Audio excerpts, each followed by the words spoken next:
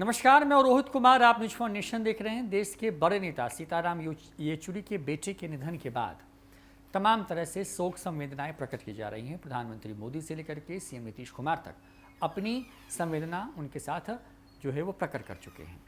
लेकिन बीजेपी के एक बड़े नेता हैं, विधायक रह चुके हैं, वर्तमान में पार्टी के प्रदेश उपाध्यक्ष हैं।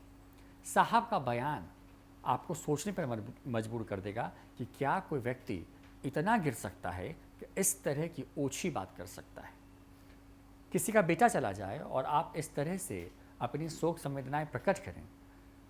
ट्विटर अकाउंट से जो ट्वीट किया गया है वो आपके सामने है।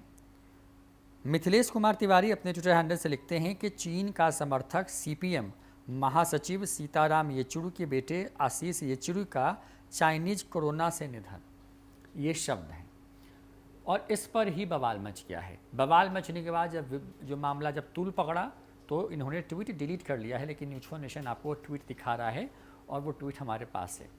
बड़ी बात यह है कि जिस तरह की ओछे शब्दों का इस्तेमाल हुआ है, ऐसे वक्त में जब देश एक तरफ से बिल्कुल कोरोना महामारी के आगे जो है पूरी तरीके से पस्त हो चुका है, लोग मर रहे हैं, लाखों लाख की संख्या में लोग संक्रमित हो रहे हैं, वहीं दूसरी तरफ जब किसी का, चाहे वो नेता हो या आम इंसान हो, अगर किसी का बेटा मरा है तो उसके साथ संवेदना प्रकट करने की ज़रूरत है। लेकिन ऐसे वक्त में भी कुछ लोग राजनीति शुरू कर देते हैं और ऐसा ही किया है मिथिलेश तिवारी ने। मिथिलेश तिवारी के इन शब्दों में आप समझने की कोशिश कीजिए कि वो अपनी भड़ास तो निकाल ही रहे हैं, लेकिन किस तरीके से निकाल रहे हैं। सो कॉल हिंदूवादी चेहरे को लेकर के वो जो है वो लगातार काम करते रहे। इस चुनाव में उनको इस बार जो है हार का सामना करना पड़ा और इन तमाम चीज़ों के बीच में जो तस्वीरें सामने आई हैं वो अपने आप में, जो ट्वीट है वो अपने आप में जो है ना ये बता रहा है कि इस स्तर पर गिर करके अब राजनीति हो रही है। बात करते हैं इस पूरी घटना को जिस पर ये पूरा ट्वीट सामने आया। तो जानकारी के मुताबिक जो सीपीएम के महासचिव हैं सीताराम येचुरी बड़े नेता हैं, उनके बेटे आशीष का कोविड-19 से जो है गुरुग्राम में जो है वो निधन हो गया। वो महज 35 साल के थे और उनके निधन के बाद से लगातार शोक संवेदनाएं जो हैं वो सामने आ रही हैं। आपको बता दें कि गुरुग्राम के एक अस्पताल में उनका इलाज चल रहा था। आज सुबह उन्होंने आखिरी सांस ली। दिल्ली के मुख्यमंत्री अरविंद केजरीवाल ने ट्वीट कर गहरी संवेदना व्यक्त की।